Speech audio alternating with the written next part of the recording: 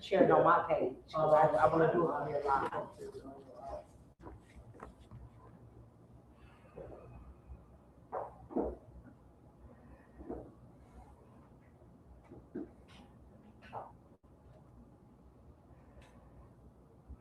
Do you hear it now? I know, I'm seeing the signal, but I'm not.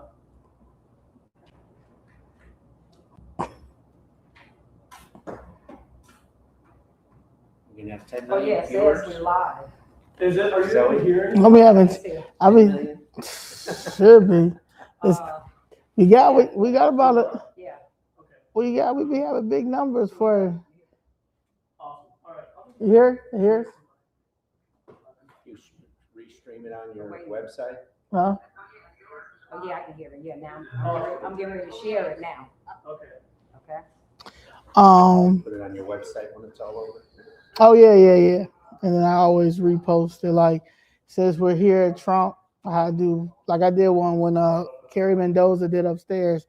So I'll do like a little video because it's a good view right here. Yeah, I do my own content creation. Oh yeah, it's nice. It's nice and it's modern because you know they be trying to say it's not modern in here. Audio test on Rick. 1, 2, 3, 4, 5, 6, 7, 8, 9, 10. Tap your mic, Rick.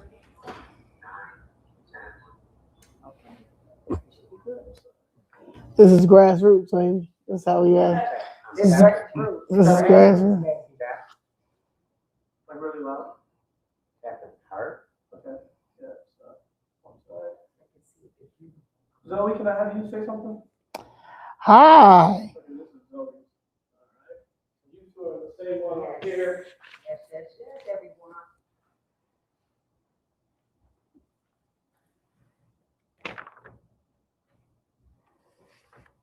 All right. Go ahead and tap again, Rick.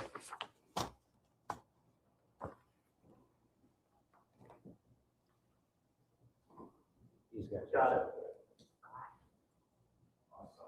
That's how you're gonna have to win. You have to win. You're gonna have to counter all those NBC, ABC, CNN, fake 10, news. 9, 8, 7, 6, 5, 4, 3. Stop being biased. Okay. You test as well? Yeah, you need me to tap or Yeah. tap. I don't have those nails. Right. Yeah, I don't have. You don't have these. I don't have those babies. There we go. You have it? I got y'all now. Woo! Right? Loud and clear. Just so you're live right now. I think that's right. Yeah, we're live. Being recorded. Grassroots. Awesome. All right.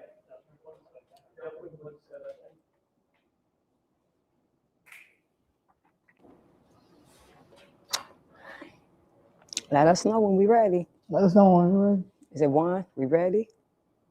I will count you guys in. I will say we're ready in probably like 30 seconds, right? Okay.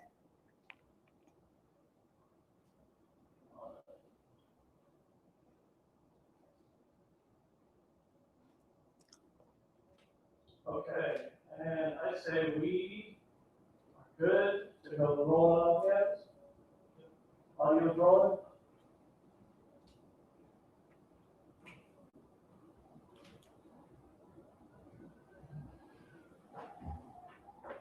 I need the on-air symbol. Right, the on air. Ready? He said he's gonna count us down. Oh. All right. And 5, 4, 3, 2, 1. Hello, hello, hello, everyone. Hello, how you doing? I'm Zoli. This is Danielle Carter, and we are Chicago Flips Red. Today, we are joined by Republican candidate for governor of Illinois, Mr. Rick Heidner, a lifelong Illinois resident. entrepreneur, and businessman who has built companies including Gold Rush Gaming, Ricky Rockets Fuel Centers, Prairie State Energy, and a commercial real estate portfolio spanning hundreds of properties across multiple states. Rick Heidner says Illinois is becoming unaffordable, unsafe, and unsustainable, and that the state needs structural reform, lower taxes, pension stabilization, stronger public safety measures, and renewed protection of constitutional rights. We're discussing policy, leadership, and how a Heidner administration would differ from Governor J.B. Terrible Pritzker's. Let's begin. Thank you, Mr. Heidner, first of all, for setting this up for us. This is beautiful. Beautiful. Look at the scenery, guys. Look at this. Yes. Beautiful. I love the hat. Save it. Look, save Illinois. Yeah. This is beautiful. Love it. Thank you. And thank you for joining us. No, thank you so much for having me. Both of you, I really appreciate it. Thank you. Mhm. And also, I would like to say thank you for making sure that we made it to DC. We are grassroots. We do everything by ourselves. We're just building our momentum, and we're not bought and paid. We don't want to do any of those things. We want to help everybody. It's all hands on deck. We have to keep this as a family. So thank you, Mr. Heidner, for making sure that we got there. Thank you so much. When I heard that you needed to go, I mean, it was simple for me. So I'm glad you were able to go. Thank you. You've built large private enterprises. Governing a state is different from running a company. What specifically translates and what doesn't? So, you know, just like President Trump has taken our country, and he's a businessman, and he realizes that the United States of America is the largest business there is in the world. Obviously, in the Midwest, Illinois, Chicago, Illinois is the largest business in the Midwest. So I think it really resonates the same. Just so you understand that not only have I developed a tremendous amount of businesses and properties, but I've had to work with politicians and political, any process you do when you're building a building, you got to go from the very first step, go see the mayor, go see the village, present all the engineering and the architectural, present your ideas, and you work politically with these people to get these projects done. And sometimes, I know I told you ladies the example before that I was building in the north, here more, and in the suburbs, and a couple of the aldermen came to me and said, Rick, why aren't you building in the south side? And that's what I'm saying too. Everything's a little bit of a give and take. So I built that beautiful little building. It's not a huge one, but a nice building on 79th and Perry. So it's all how you get along with people, and it's all how you, work with people, So I find it really to be the same, and I've actually worked in those positions before. So what made you say, I need to run for governor of Illinois? What made you decide to throw your hat into the game? Well, the absolute biggest reason was I honestly just couldn't stand to see all these people getting hurt, okay? It makes no sense to me. This sanctuary state, the Safety Act, the revolving door on the judicial system. I have policemen that work for me, off duty and retired. And I've probably had about 150 work for me in my Gold Rush business and some security work over the last 15 years. And then I probably have 3 dozen still working for me right now, because they transition. Once they retire, they want to work for a while, and then they retire even from their job that they come by me. And, they're a real brotherhood. And, I talk to them and I see what's going on here. But one of the things that really bothered me, and it was when, a pickup truck at 5 a.m. in the morning backed up into Louis Vuitton and smashed the windows. And 2-3 cars full of people ran out inside the store. And, the news said that it stole about $700,000 worth of stuff. And it wasn't that, but when they took off And there was a young man that was going on maternity leave the very next day, and he worked at Northwestern Hospital. And as they were taking off and fleeing, they hit him and killed him. And the very next day, just so you know, his fiance had the baby, and it just killed me. And I'm thinking to myself, you know, the 6-8 times that Louis Vuitton had been robbed before, and I'm not saying it's the same people. I have no idea. And they probably don't have any idea, because I don't think they caught any of the previous ones. But if they would have caught them, if they would have put them in jail, if they would have made them some kind of an example, maybe this particular crime wouldn't have happened and that boy wouldn't have died. Now, I ran, okay, after that, but there's so many examples of people getting hurt. But when this little girl on the train, somebody douses her with gasoline. And again, I had already thrown my hat in the ring. And when this little girl gets doused with gasoline and set on fire from a guy that has been arrested 71 times, and he's got an ankle bracelet, and they're not even monitoring him, all right? It's insanity. How in the world? You know, I was talking to the Chicago Tribune, and I wish I knew the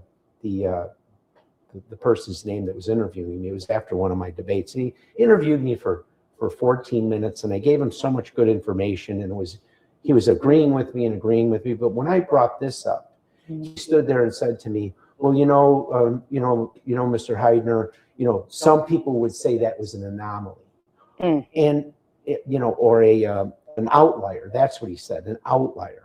And I didn't think what an outlier was really quickly, you know. And later on, you know, I had thought to myself, an outlier is a very little chance, so 1 in a million, all right? And you know, maybe I shouldn't be bringing up that example. Well, guess what? If that 1 in a million was you, or my wife, or my daughter, or my mother, or his sister, and it was a 1 in a million, you know, it would have been a bigger deal to him. But I have to tell you, honestly, it's a huge deal to me, because there's no reason that we should have this happen. When we won't turn over, when our police are not allowed to turn over to ICE people that they have in jail, that they actually know, or you know, is an illegal immigrant and a huge, you know, killer or something from Venezuela or whatever, but they commit a smaller crime here, and they have to let them go rather than contact ICE and have them come pick them up. You know, Sheriff Mendrick, you know, he's told me that they're not even allowed to ask. Yeah, they're not even allowed to ask. Another thing they've done here, I'm sorry, I'm long-winded with this stuff, you're but it's absolutely right. I'm passionate about this. Do you know that a policeman now, they've changed the law, a policeman now can be sued civilly by a criminal. So in other words, I'm a policeman, I'm a 30-year policeman, right? And I do my job, and I'm dedicated to all of us, and I'm protecting us. And he goes to take somebody down, even an illegal immigrant, because they just changed the law even worse, where an illegal immigrant can sue a policeman civilly.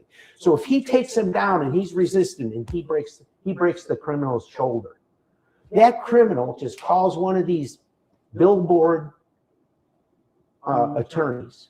You know, there goes all my donations from them, by the way. right. You know, and then they take the case and sue this poor man who hit, you know, these aren't rich people. They're hardworking people. They probably live in a modest house somewhere in Chicago or whatever suburb that they're working in or not. And they have a wife and kids or whatever they have. And now they're going to be sued civilly, that they could lose their home. How can this? Do you know who you can't sue? Do you know who you can't sue? Who? Civilly? You can't sue the governor. Because, you know, something happened to me a few years ago that cost me a tremendous amount of money. And literally, when everything was over and I was completely vindicated, I told my attorneys, I'm suing J.B. Pritzker. I was going to sue him for $300-400 million. And they said, Rick, you can't sue him. I said, what do you mean I can't sue him? He says, you cannot sue him civilly. I couldn't believe it. I just absolutely, but you could sue a policeman that has nothing, just has modest means. You can't sue, you can't sue the government. I don't think it's right. You're absolutely right. Absolutely right. And my thing is, how come we can't ask the status of, are you here legally or illegally? And then you're resisting arrest, and then you get hurt because you're resisting arrest, breaking the law, but then you can be sued as a police officer, things. And that's why my husband retired under Brandon Johnson. And because the morale is gone, they don't have they back Lori Lightfoot or Brandon Johnson, and they're just out here on their own. Can I tell you, I listen to the radio and I read things, a lot. I don't sleep well at night, so a whole bunch of stuff comes over just on your normal, as you're just flipping stuff. And, I read since January 20th, J.B. Pritzker's administration has released 1,700 of these criminals we're talking about back into our streets. We're talking about murderers. We're talking about rapists. We're talking about pedophiles. Okay. We're talking about just people that we could have taken out of here. Sanctuary state gone the first day. I could do that with executive action. To change the Safety Act, it's going to be a little bit harder, but we're getting cooperation. I make a phone call right to President Trump and I tell him, come get all these people out of prison. We are keeping them till you come and get them. We need to get rid of them. Some poor girl got hit and knocked out and then raped on the sidewalk. Horrible. And, another example, and I'm sorry about these because there's a few of them, back when Lori Lightfoot was here, right? Again, Louis Vuitton got robbed. So did the Rolls-Royce Bentley dealership, okay? And she turns around and blames the retailer. Do you have any kind of amount of rent these people are paying, real estate taxes these people are paying? Well, people can't afford those purses and people can't afford that jewelry. So, they just take it then. What are you, crazy? Yeah. We couldn't afford anything. My mother was a maid. I had no father. My brother and I were 1 and 2 when my father left. My mother cleaned houses and was a hostess for her whole life. Till I was 16 years old, she wasn't making $100 a week. And it was 2 weeks' work to pay 1 month's rent. She didn't steal anything. She didn't have a nice purse. My brother and I saved. She wanted a pink dress. And my brother and I worked so hard to save $102. I'll never forget, to buy her that pink dress. It's terrible what these people do. It doesn't make any sense to me. It doesn't make any sense to me. And, another one, my friend has a beautiful store on Oak Street. I got to stand on Oak Street. They open a vault, cost them $400,000. I stand on, I ring a doorbell, a vault opens. I walk inside, right? Vault behind me closes. It's all glass. And then the 2 security guards inside the store open and let me inside. It's horrible, guys. There's no sense in it. It's not. This is why all these stores are empty. Where's the retail? Where's our tax base? Put some policemen on the street. Put them on the street. These details the governor has and the mayor has, it's insanity. 150 and 300? I don't want 50. Protect my house. Give me one guy. That's it. You want to shoot me, shoot me. This is bullshit. Serious, it's insanity. I'm promising you, I cut it way more than in half the first day. I looked at a place across the street from his house, okay, from the one he has on Astor or whatever the hell it is, and it was in an auction, so I have to buy the real cheap one. I just actually wanted to put a Trump flag right in the window. That's I'm right. not lying to you. That's right. I was angry. That's that was back when they were coming after me to take everything I ever worked for my whole life, and the whole block was surrounded by state police. He doesn't even live there. And that's the other thing. He wants to save all these people and have them call him. I don't know how many mansions he has. Right. Fill them with the people. Why don't you put those people inside there rather than renting hotels? You've got 14, 17, 20 rooms in Lake Geneva. He has one of the largest houses on Lake Geneva. He could put 30 families in there. 30 families. I love these people with their talk. Mhm. All these rich people, even in Hollywood and everywhere else, the people. Nobody's stopping you from giving your money away. Nobody is Robert De Niro. Nobody is stopping you.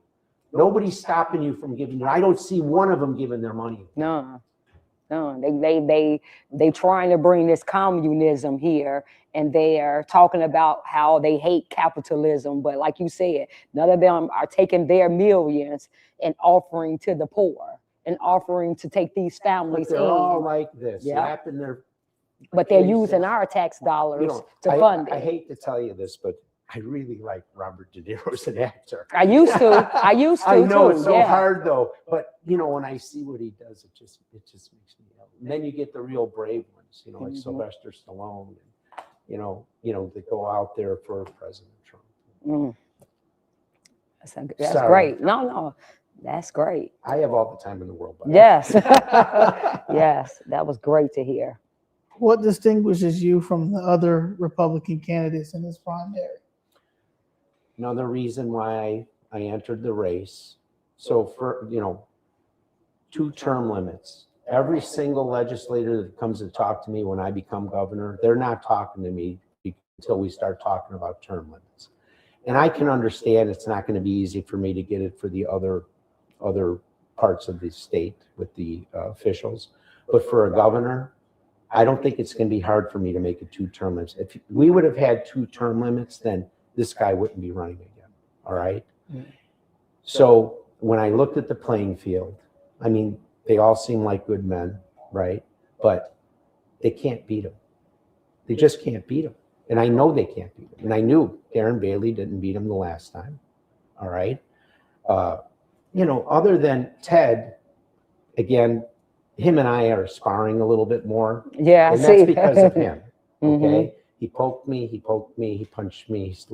Enough is enough. Mhm. I told him too. I says, Ted, I'm done with you with this crap. Okay. So, what have they done?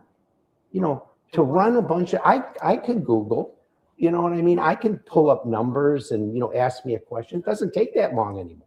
All right. So he's got his statistics and he's got whatever. What has he done? What has he built? Wire points. How many? I mean, wire points. Like I said, I am not. Education is the issue with everything. Well, that goes to the teachers. We are the 14. It goes with our communities that continue to be overlooked, and they're going to continue to be overlooked.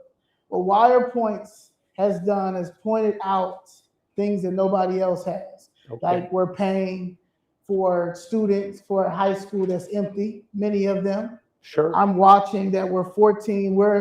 Chicago is the highest Black unemployment rate among nations from 15 biggest cities. No governor candidate besides him has brought this up. Okay. This is an issue because if we don't have any jobs, then we can't make sure our kids have good education. But you have to do something about that, Zoe. Right. And you have to do something he's about running it. as well. That's why, just like you're running. I understand. Yeah. But Wire Points is down 74% in business since 2020, and their bills are up 57%. Okay. I have a business that I've doubled, the petroleum business that we bought, the distribution company, we've doubled it in 5 years. All right. Ricky Rocket's fuel centers flourish.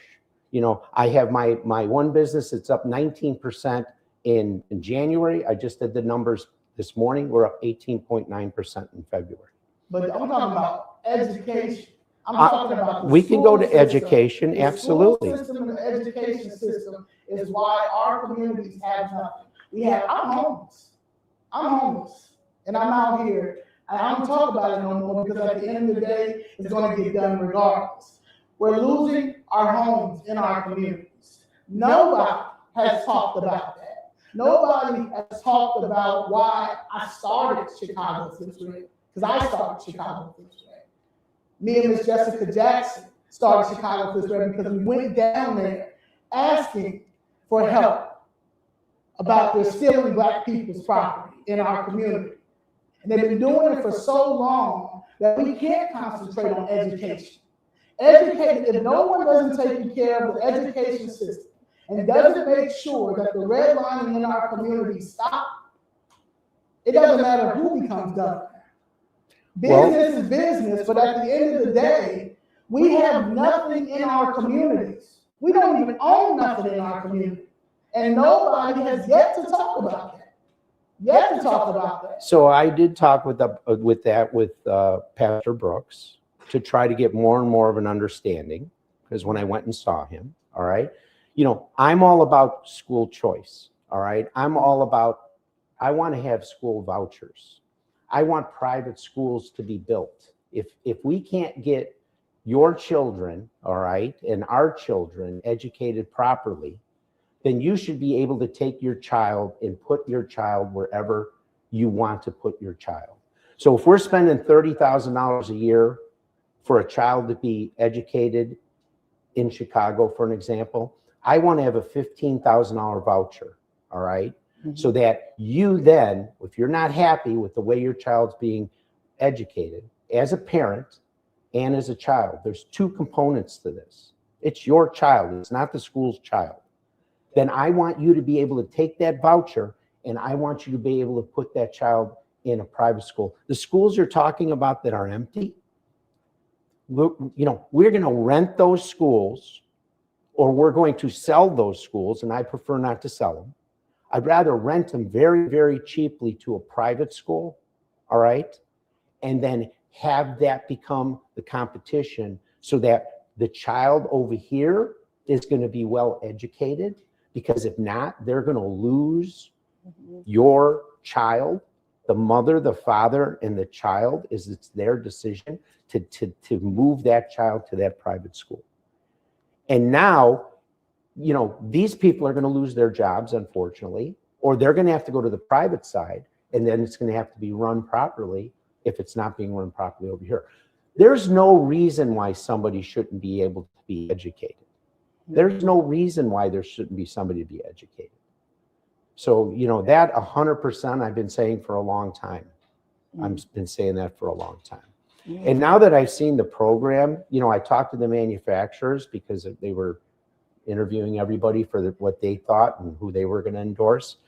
And after I was down by Pastor Brooks and I saw what he's building, you know, with automotive centers and welding center and carpentry center and teaching people, and then they're getting really good jobs, okay? And I said to the manufacturers, I said, you know what? We have to, listen, I want you, you're looking for employees. You're looking for help. You know, let's take a building on the south side or in different parts of Chicago, and let's build so that we can teach these kids or even these young adults and teach them your trade, teach them your welding, teach them your manufacturing. Exactly. And I said, and let's take these kids from these areas after school. They can get out early. I got out right at lunchtime. I didn't even eat lunch. It was early bird to lunch, which was like 11:30, 11:45, and out the door I went to work. We could take them maybe and take a school bus and bring them to your manufacturing plant or bring them to your place so that you can learn. These are good jobs. These are union jobs. These are jobs with pensions, okay? And now all of a sudden you're giving people opportunity. You know where my blessing was from where I came from? And I really realized it as we're going along, right? I had the blessing, even though we were in a lower middle class area and we were the poorest kids in that area, all right? But I had the blessing that I was able to see someone with something, someone with a house, someone with a business, someone that was actually able to buy their wife a new car every 4 or 5 years. And that was my uncles. My uncles had a couple of businesses, and they lived in a small ranch house in Franklin Park. It was probably 1,700 square feet. I could go back and look at it. When I go back to King Arthur to see where we lived, I take my kids sometimes. 14 feet wide, 40 feet long. That was the size of the apartment, okay? And then it was the basement.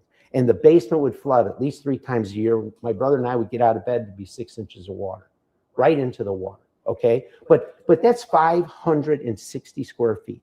That's 560 square feet. That's what we lived in. And then underneath was smaller because of the hallway in the basement. But but my uncles had a house, 3 bedrooms, okay, 2 bathrooms, a kitchen, a 1-car garage. And like I said, might have been 16. They were the richest people in the world. But what I've seen happen now, okay, and now that I'm doing this, I was all work, and building and doing things and donating money, whatever. I would just say that because it's not like I kept it all. I kept a lot, but I didn't keep it all. And I'll tell you something about that too. But what I'm saying is if you take people, and I don't care who they are, but of your example, all right, and you keep them somewhere and you don't expose them to anything, they don't ever know anything different. You never are showing them a way out. You are keeping them in an area and you're not exposing them. Some never get out of that area. Some live their whole lives and never get out of there. We got to expose people to something other than what they're used to. Because what ends up happening, it ends up being generational. I'm going to help these people whether I win or I'm promising you. Okay, I'm promising you. I'm going to help you whether I win or lose. All right, I'm going to help you whether I win or lose. I'm going to help Pastor Brooks whether I win or lose. I promise you, I have my word on camera. I'm a man of my word. I promise you. I give you my word. Bailey's way ahead. Okay, Bailey's way ahead. Supposedly, honestly, I think I'm second. All right, I've been told by everybody I'm second. And so we've only got 16 days left. Public safety, though, is another crisis that because we have nothing in our communities. Public safety, we're going to continue. The crime is going to continue to happen, right? So because the crime is going to continue to happen, because this has happened to me as well. When I was about to turn 21, I had a fake ID.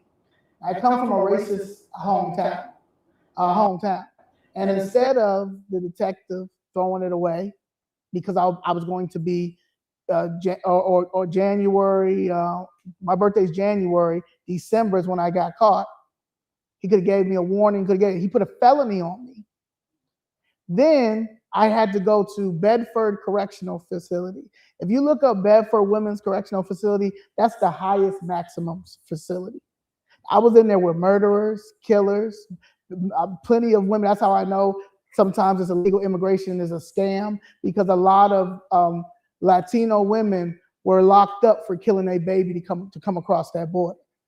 So they were locked up in there, and they would get these BS sentences because they didn't speak English, all this stuff, but they killed a baby. They killed a baby to come over here. And as long as they do some time in there, and that's it, and then they're American citizens. So saying that to say that when I tried to get like a job at UPS and FedEx when I was 22, 23, I couldn't, because I had this felony on me. Now, it was sealed because I was young, they sealed it, but even when it was expunged, it still is on our background.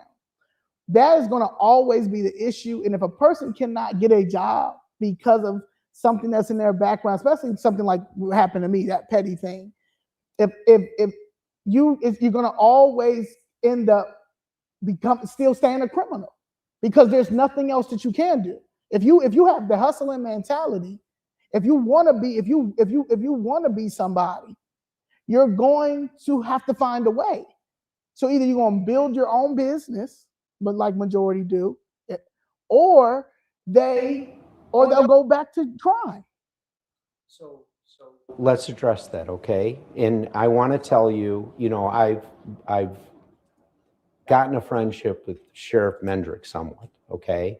And he has an unbelievable program that I would actually, the day that I become governor, even if I win the nomination, I'm having him come with me. He's absolutely my first hire. And you can hate him or you can like him. I don't know. So I'm just telling you. He's had a program in his jail where he has a 15% return rate now from 80%. All right.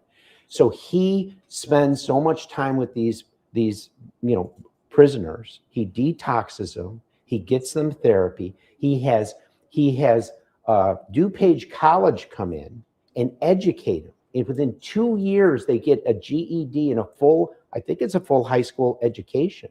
Okay. And then they go out and they get a job. When I say that, I mean he's got a program where they get a job right away. And people are hiring, okay? They are hiring his prisoners. And he says to me, Rick, he says, they get a job for $60,000 a year. They start a pension, they start a 401k, they get health insurance, and they make more money than being a criminal. And they're so happy.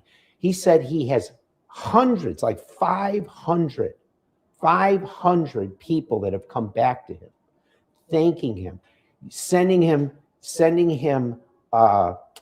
pictures of their new wife, pictures of their new baby, pictures when they get their new home. There is a way out. You have to believe me, which is fine. I hope you do. But I'm telling you, we can do this. We have to take out of the equation, okay, people that lie to get in the position so they can just make a lot of money. We just have to do that. And I'm just telling you right now, I'm being honest with you, I'm going to help. I'm going to do these things. Some of these, I can't do that. All right. I don't have that. I don't have where I have manufacturing. I can help a person. You know what I mean? I can help. I can't take the masses of the work that I do. All right. Mm-hmm. But we can have programs like this. We can have programs. If he has that kind of success rate. Now, do I think he'd make a great governor? There's a lot more to it. There's so much more to it. All right. There's just so much more to it. So I think there's a perfect spot for him. I really do. I've talked to him about it. He says, Rick, if you were to win, I'm with you. Okay. Now, I would help him if he won. All right. But he can't hire me. I can hire him. He's willing to come. So the more I see, remember, I was working. You don't go from absolutely nothing to what you rattled off. The 280 buildings in 12 states and 800 tenants. I mean, that was such a massive amount of work. I built probably over 50 of them, by the way. And then, but every one is a single purchase. Every one is a mortgage. Every one you have to refinance. Every one you have to get tenants. So I'm a different spot in life right now. Okay. And I don't need to do all that stuff anymore. I'm not going to do it whether I win or lose, just so you know. I'm not doing it. I'm not building what I built again. I'm not going to do it unless, of course, J.B. Pritzker takes everything I own or tries to again. The last time they did this to me, I lost half of my net worth pretty much, and I had to build it back. And I'm back to where I was when they attacked me. And I'm not, I'm done with that. I don't need to build the world for me, but I do want to do these things. I want to fix this. I really do. I love it here. I think we're 2 voting cycles away from at least Chicago being New York City. And I don't want it to be like that. And I don't want to leave. And I can leave, guys. I'm telling you right now, I can leave. Yeah. For what I pay in state income tax, I can live in a $30 million house in Florida and make the payment. You understand what I'm saying? Because I just don't have that, and I have no state income tax. I just go there, I have no state income tax, right? So I could take $2 million a year and I can just pay a mortgage of $167,000 a month. Guess what? That's a $30 million house. I don't want to do that. My kids all have their houses. I built everything. Why should I be chased out of here? I shouldn't have to be chased out of here. Yeah, that's the way we feel. That's why we're staying to fight. We need to make your neighborhoods nicer. Right. We need to fix your neighborhoods. We need to get those manufacturing plants in your neighborhoods. Yeah, that's one of the things. What do you guys think of hydroponics for growing food? Yeah. I've been working. You have a huge building. Is it the old Sears building or something on Holman? Yeah, the Sears building. Yeah. So I have a friend who's now into the hydroponics. And I thought to myself, he told me about the Sears building, and we can produce a tremendous amount of food out of there, right? Mhm. And he's got a program where he recycles the water and all this stuff, and then we could feed people. Feed. And he's saying it's like 25% of the cost of if you went to a store. You build the store on the first floor, right? You grow all the food in the building, and that's a historic building, so you can't knock it down. Mm-hmm. But you don't have to remodel the entire inside to do the food manufacture. Mm-hmm. So he wants me to call Sarah Huckabee Sanders because he bought a big mall, Pine Creek, I think it's called. And in fact, I'm going to call her on Monday. And he bought Pine Creek Mall, and he wants to do the hydroponics there too for the food. So there's good ideas now, just so you know. I'm a personal trainer, and I've been preaching this all on since before about us growing our own foods and things like that. That was actually something that I was going to implement my building, teaching our community how to grow our own food, because when COVID came and how, you couldn't go in the grocery stores if you didn't have this and put on masks. So I'm a big advocate for even having gardens in our community where you can just go and get food or things like that. So that's one of the things that I was pushing and talking about online around that time and have a passion for doing. So when we're done, I want to give you the contact of my friend, because this is the building he wants to buy. Mm-hmm. Okay. He doesn't need any, he wasn't looking for an investment from me. He actually came to me to say, Rick, I think you could use this and we could build all over the city. And I thought, oh my God, how wonderful. And then he showed me the building. I didn't find the building. So let me put you in touch with him. And maybe this is where you could get a great job, because this is right there. This is my job. My job is Chicago Flips Red. Yes, I understand. Yeah, but you said that you were unemployed. So I was just trying to. This is my brand. I'm building my brand. So yeah, you have an unbelievable brand, Zoe. You really do. I'm proud to sit with you guys. Thank you. Go ahead. I'm sorry. I'm gonna get my answers much shorter. Illinois has some of the broadcast abortion protections in the country. What specific policy changes would you pursue? So I'm going to do everything I can, okay, to lower those standards. They're crazy right now. I am pro-life. I have to tell you, because I'm not going to lie about it. If someone's been raped, or if there's incest involved, and obviously if there's a medical problem, those are different for me. All right. Those are different. But for you to be able, this 24 to 26 weeks it's just sickening to me. Mm-hmm. Okay. My friend just had his grandbaby, was born at 26 weeks because they had to take the baby, right? The baby stayed in the hospital for a month and a half, and now the baby's home. It's a real baby. So I don't know what your feeling is on abortion. People think anybody should be able to have them. He's made our place the abortion capital of the Midwest. And my understanding is we're paying for the abortions. How crazy is that? And we're paying for women who want to have them naturally in prison. If they're not going to have them naturally, you're paying for them to induce it. And that is, it's a hypocritical. There's a lady right now, she's suing him. Well, she's suing the correctional facility because she wanted to have it naturally. And they gave her some medication to induce her when she was 7.5 months. For what reason? No reason. But did the baby survive? I think so. Oh, thank you. Yeah, but that's terrible. What do they want to create medical bills? Yeah. What are they trying to do? And then don't they allow everyone from other states to come over to Illinois to have, we've doubled the abortions because of that. It's a welcoming city for abortions. That we are paying for it with our taxes with Planned Parenthood because they're getting grants and things to it's the money. Mm-hmm. These are real. Why don't we again, as governor, I want to do this, okay? And then I'm not going to be able to do everything if I'm not governor, all right? And I'm not going to be able to do everything if I am governor. But if I'm governor, why don't we get together a program? Because I don't have a vast amount of people that can help me, right? Why don't we have a program so that if somebody wants to go full term and put the baby, it doesn't want the baby, but will put the baby up for adoption, that will help them through that process, right? Will help them so they don't have to make this decision of just, and even if we have to do something for them to give them some kind of incentive not to kill the baby. So there's a lot of people that want to adopt, but we could do that too. The forcing, we're not going to be able to do. Right. We're in the wrong state. There's Right. too many of them and not enough of us. But that doesn't mean we can't have great programs. We can take away from the programs where we're just paying for everything. That we can do. That I'll do. Okay.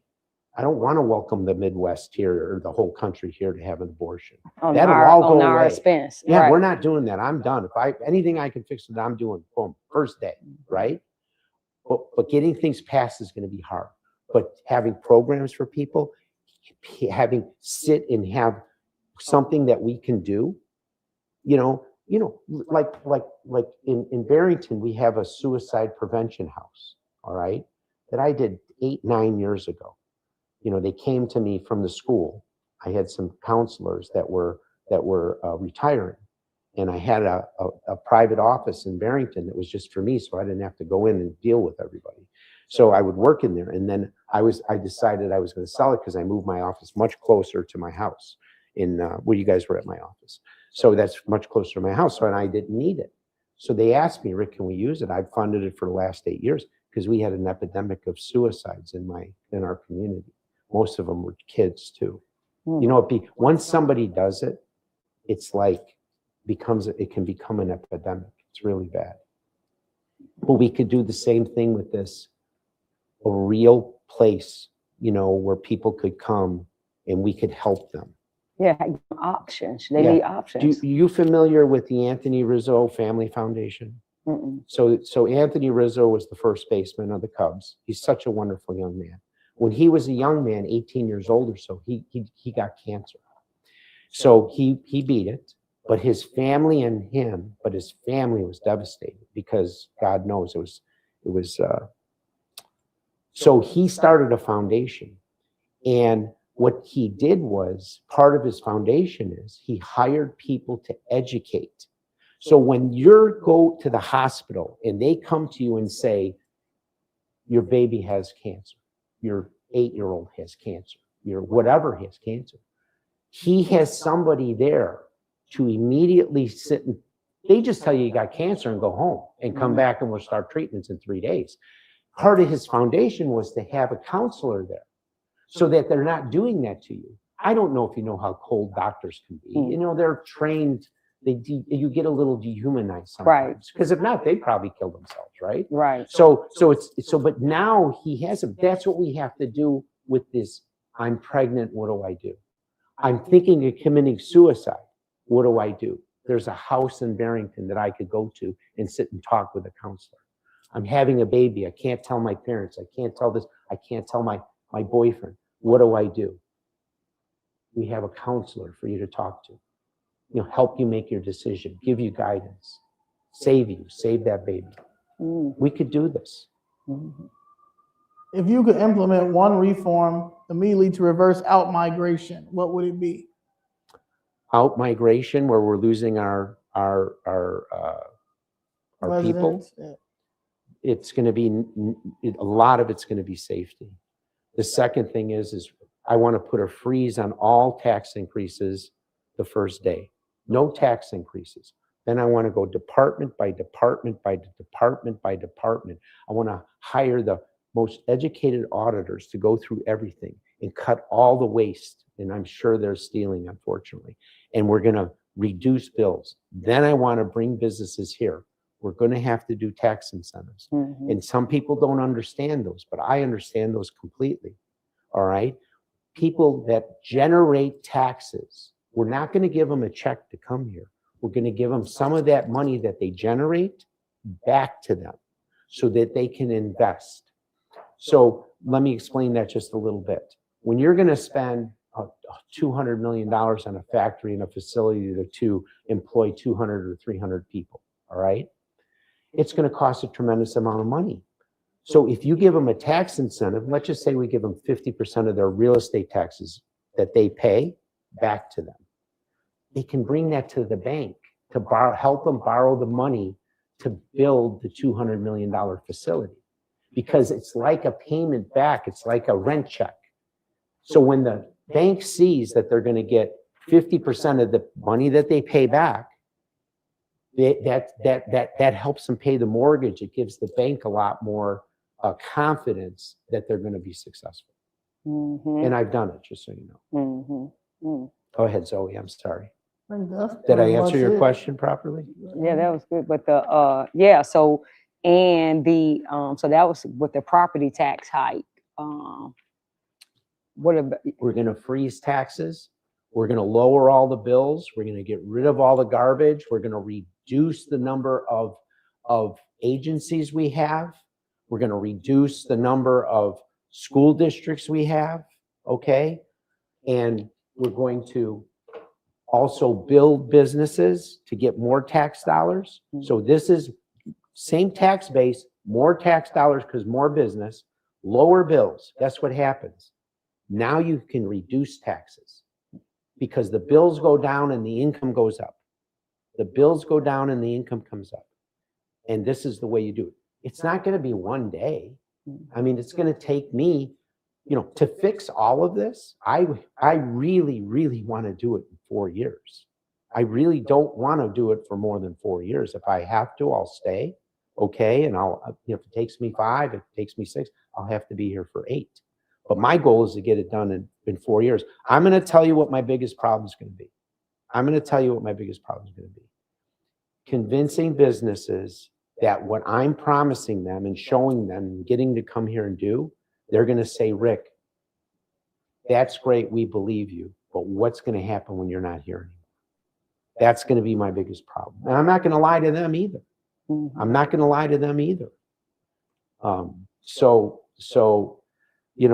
going to take me a little bit of time to get done. Not the fixing of the auditing and all that. We're going in there first day.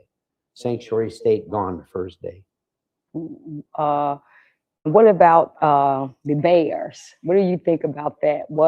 I've been screaming about the Bears for months. Okay. I've been screaming about the Bears for months. They own 326 acres in Arlington Heights. Now, Chicago Bears, Arlington Heights Bears, Illinois Bears, Indiana Bears. Okay. When they bought that 326 acres, okay, it's a city inside of a city. I thought to myself as a business person too, it's unbelievably good, okay, for them. Not only we get a Superdome and the parking, that's 326 acres. We're going to get hotels. We're going to get fuel centers. We're going to get restaurants. We're going to get bars. We're going to get condominiums. We're going to get whatever we're going to get. We're going to generate hundreds and hundreds of millions of dollars of tax dollars. When the Super Bowl comes here, we're going to generate probably close to $1 billion for the region with the Super Bowl in Chicago for the first time in a dome. We're going to get unbelievable concerts, Taylor Swift and whoever, AC/DC, they're still alive. So we're going to generate all this money, okay? Again, we got to give some back to them. All they ever wanted was the infrastructure money. 3 years they've owned it. 3 years, they bought it in 23. Here we are 3 years later. Now the last few months, because they went to Indiana, now all of a sudden, Governor Pritzker has an epiphany that maybe we need to save him. And by the way, now he's got advisors, right? So what does his advisors tell him to do now? Because he screwed this up so badly? He's blaming us. He's on TV blaming us. The people of Illinois don't want it. They don't want to pay. Don't want to pay what? It's money that they generate. When the Bears leave and go to Indiana, we're not at zero, just so you understand. We're at where we were when Citadel left. And it's not a zero. They leave. Everything they make us is gone.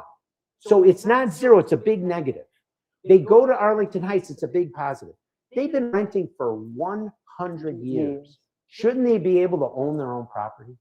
We have to help them. But that's okay. Some people don't want to help them. I understand this.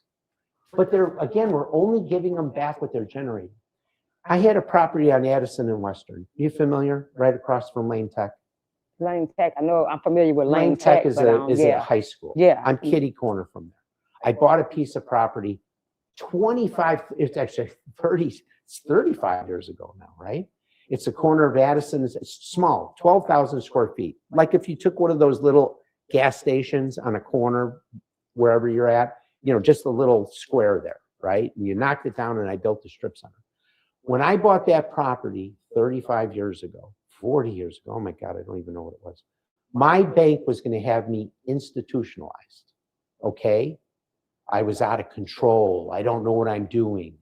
Rick's buying the world. He's crazy. You know, he's going to go down. He's going to go down.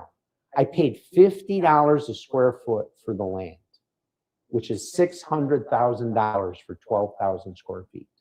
When I was buying those same corners for $2 and $250, $275.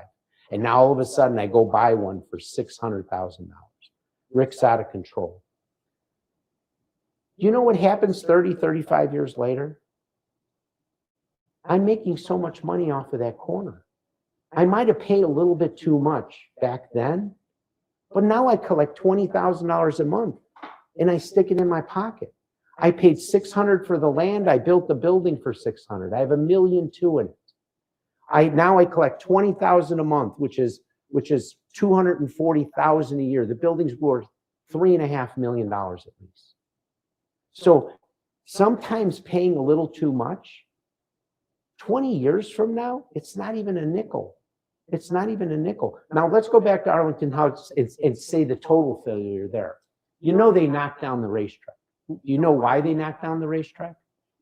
Because the assessor in Illinois, which is again under, you know, Cook County, Illinois though, the assessor assessed them for this, you know, $100 million building.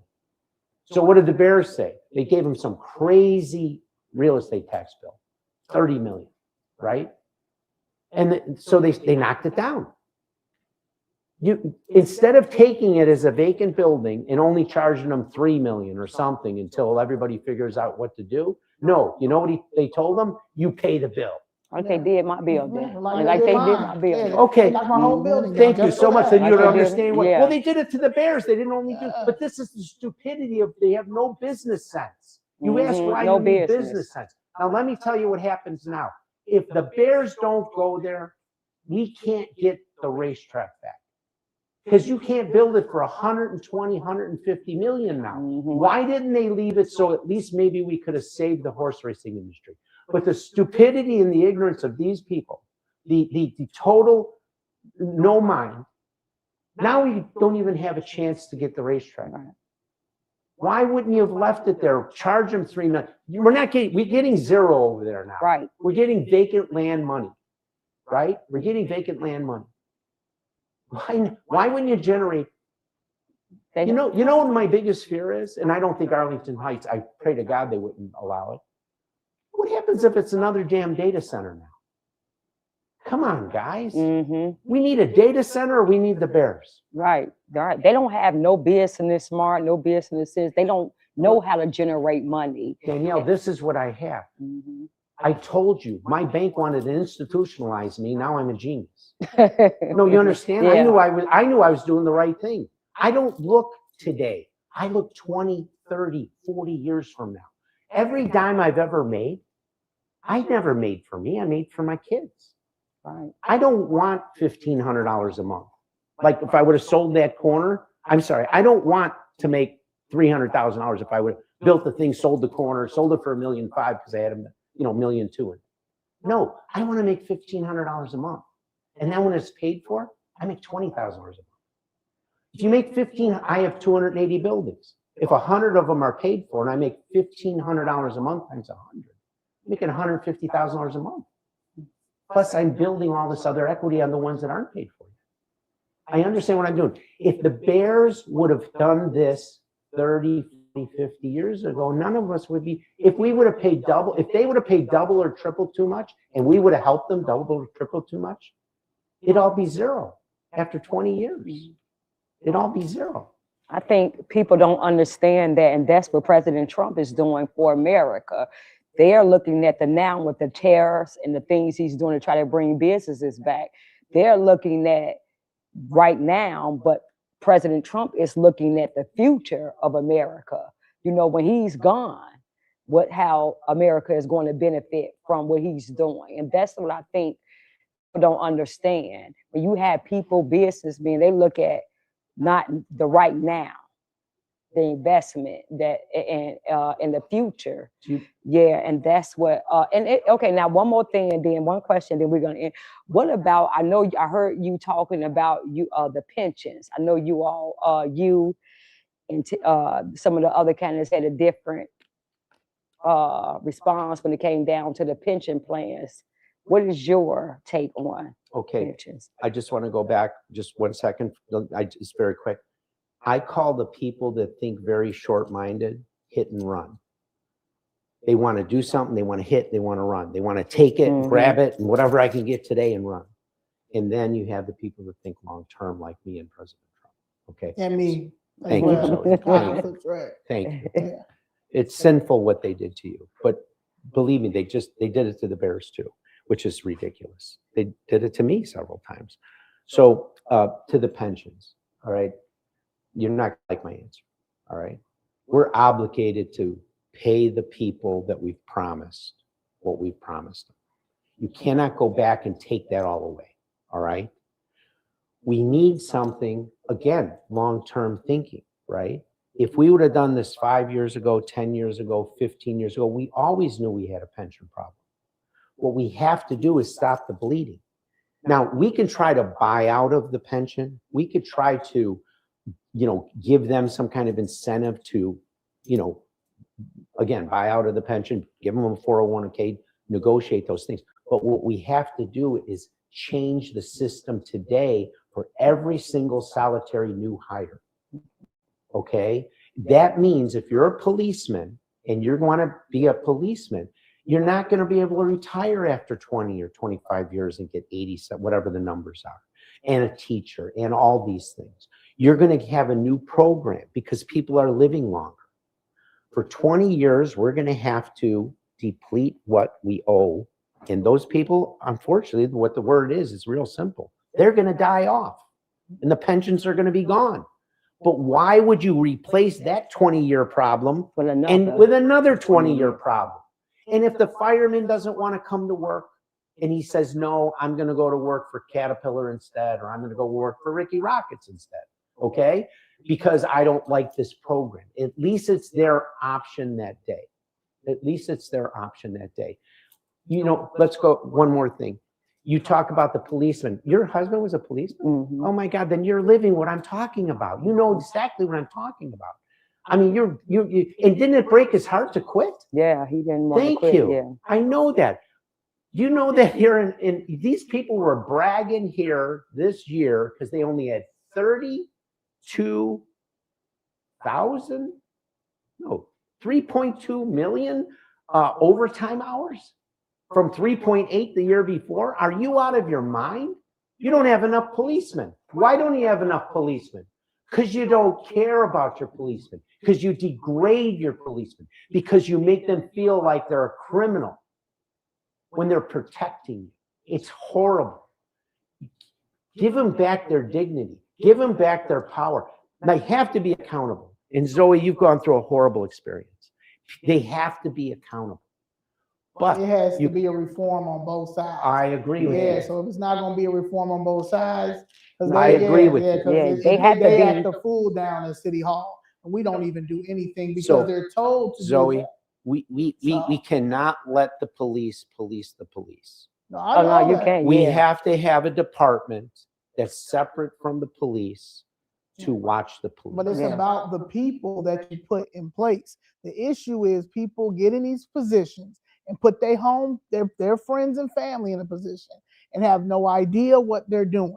So at the end of the day, That's the bottom line when it comes to all of this. And that's the system that needs to be broken down that nobody talks about. Well, I don't have that many friends. And I don't have friends that want these positions, okay? And there's nobody, there is not one person that what do you call, I don't know anybody anything. I don't know anybody anything. I'm just telling you right now. There's not one person. I'm not taking money from anybody that wants anything from me. Nobody. Are you kidding? You know, I've had people that ask me, actually they tried to entrap me, okay? That Omar from the speed light company, that, the one that the traffic lights, they put 10 guys in jail because of it. So they actually tried to entrap me. Part of the thing they did to destroy my life is they literally tried to entrap me. I was sitting in a restaurant and I'm being tape recorded by the FBI while they sent Omar and a friend of mine, okay, to sit in a restaurant and try to get me to bribe them or take money from them for my relationships, okay? And I looked at them, and they did it by trying to hire me and pay me to have access to mayors that are friends of mine, because I've built in all these communities. I befriend people. Listen, when you work 24 hours a day, 7 days a week, 365 days a year for 60 years, 50 years, whatever, 55 years, you only have people that you work with that you befriend, because there's nobody else, right? There's nobody else.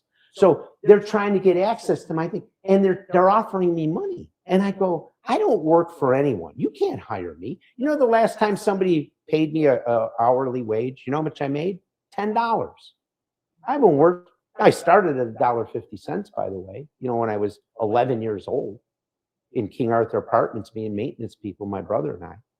So the most I got up to before was $10 an hour. It's the most I ever made. Who's going to hire me? You can't hire me. I'm going to work for free, but you can't pay me. It was an insult to me. So I'm not beholden to anybody. I don't owe one person here one thing. I'm the guy that helped people. I'm the guy that paid. I'm the guy that gave the money. You know what I mean? I'm the guy that gives to the charity. I'm not the guy that takes money. My biggest problem with this whole thing is I can't ask people for money. My daughter's mad at me all the time. She wants me to call people on the money. I'm the guy that gives money. I'm not the guy that takes money. I can't call people and ask them for money. I can't fundraise. You want me to call Mr. Ricketts because I have season Cubs tickets? You know what I mean? Since 1986, and I sit across the aisle from him and he can help me. I can't do it. I can't do it. I can't do it. I can't call Mr. Griffin. I can't call these people. Some people just come and help me. I have friends that always direct, that are just friends. It could be my 60th birthday. We don't know what to get you. You have everything. Because if I want to buy something, I just go get it, right? And you know what I do? When I have the Anthony Rizzo Family Foundation, I've raised millions of dollars for them. And I've given them tremendous amounts of money. When I have the thing, I go, here's what I want you to do. Come to my function and give me money for the charity. Give me money for the charity. And that's what I've done. That's what I've done. That's who I am.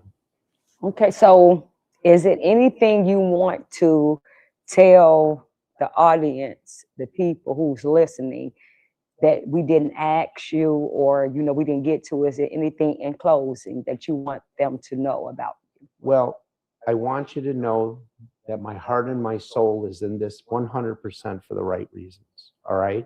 I have no alternative motive. This was the most dangerous thing I did because I'm in a regulated business, and JB Pritzker is my regulator. I want you to know that. And I've already heard they're coming after me, and they're going to try to affect my business with a rule, actually, that's March 24th. You'll see if they pass it. You see if they pass the rule, they affect my real estate business, they affect my gaming business tremendously, okay? So what do I have to gain? I have nothing to gain doing this. But what I ask everybody to do is spend an hour and a half on each candidate. Just don't do it on me. Go on my website, read about me, watch the little American Dream film that they did, little segment on the American Dream with that they did on me like 8 years ago. read the quintessential Barrington magazine, okay? Did I give you guys a copy? They did a 20-year anniversary of me. It was me. I only did the article, 2 things. I made them put my Duchess on the cover. I wouldn't do it. And I made it an article of appreciation. And that's what it's actually called when you open, because I wanted to thank people that helped me get here. You don't do it on your own, okay? You people have to help you. I have to help these people. So spend an hour and a half. You have to go out to vote in the Republican primary, or I can't win. And then you have to go out in November. And if you don't, and you won't spend the hour and a half looking at each of us, and I'm not talking about all of us together an hour and a half, spend an hour and a half on each of us. Go to all of our websites. I've never gone on theirs, but I know what mine looks like. And just really know everything. It's going to take some time. Google me. You'll see some stuff that makes no sense because it's all BS. Then you'll see who I am. But we have to do that. We have to go out and vote. And then the other thing I'll tell you, I promise you, okay, if I don't do what I say, I want everybody to come after me. I want everybody to come after me. I don't want to live the last days of my life with everyone coming after me. I want to live the last days of my life saying thank you to everybody. Because I have a tremendous amount of customers. And I have a tremendous amount of people that I love here. And I want to give back now. I don't want to take anything. I'm not going to, and I don't want my salary. I'm going to take it. I'm going to give it to charity. Half to St. Jude's, half to the Anthony Rizzo Family Foundation. Okay. Yeah, that's all I want to say. Okay. All right, guys. Thank you, Mr. Heidner. No, Thank you. Sitting Thank you down so with much. us. We appreciate Thank you. Mm-hmm. March 17th, please go vote, register to vote. Early voting is right now. Please spread down the ballot, man. Spread down the ballot. Ask for a Republican ballot. We have nothing to lose, South Side, West Side, North Side, business owners, small business owners, CPS parents, and new voters. Try something different.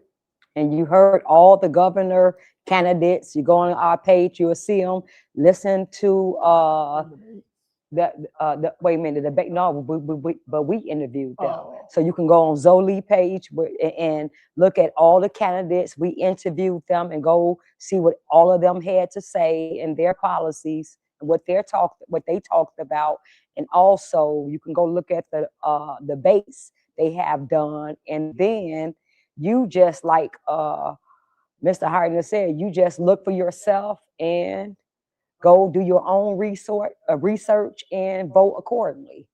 Can we say just rick4illinois.com so they know where to go? Oh yeah, Since could it you? was my little. It's Rick you know, for Oh you yeah, can you guys please interviewed give me. your contact information, Yes. how where they can go and find you? Yeah, rick4illinois.com.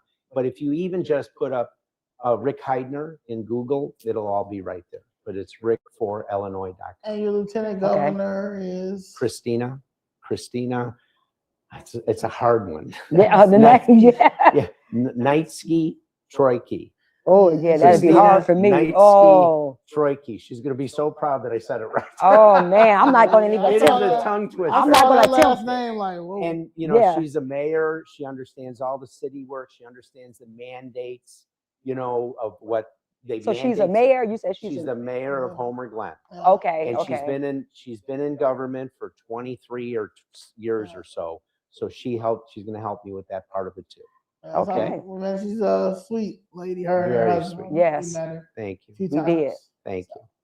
All right, thank you, Mr. Heidner. Again, all hands on deck. Let's save Illinois. Let's save Chicago. And let's save our children. Yes. All right, guys. Love you all. Peace. Thank Bye-bye. you. Thank you so much. Good. That's great. Great. And one of you can have the hat. I only have one. Oh no. Let me give this. Yes. Say Illinois. I Zoe, want I'll this. get you one. Hold up. Save Illinois. Make sure. All right, I'm either getting yelled at